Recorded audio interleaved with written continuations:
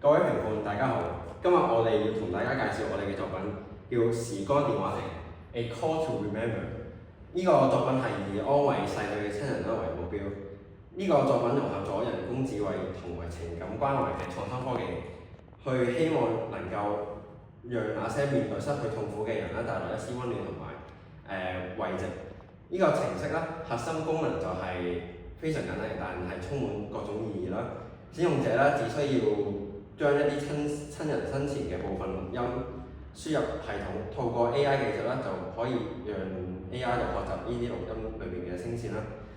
嘅特徵，進而模擬出親人嘅聲音可以讓使用者能夠同佢哋嘅對話。而呢種對話唔係簡單嘅音頻播放而係一種動態同埋互動體驗可以讓使用者彷彿可以再次聽到親人嘅聲音，同埋感受到佢哋嘅關懷。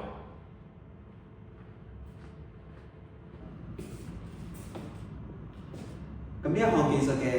設計初衷係嚟自我哋對人類情感嘅深刻理解啦。失去親人係一件非常痛苦嘅事情，呢種痛苦唔單止係來自於佢哋生活上面嘅依賴更來自於聽唔到佢哋把聲咁嘅呢啲嘅缺失感。透過我哋嘅程式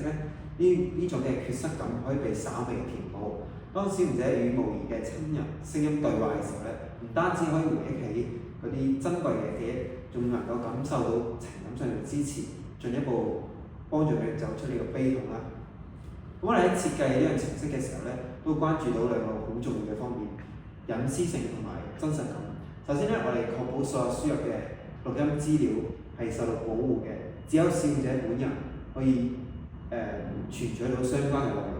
其次我哋採用嘅 AI 語音合成技術能夠使到個效果更加自然，能夠更加真實地還原親人嘅特徵從而帶嚟更有說服力嘅情感體驗。我哋相信呢項技術嘅實際應用價值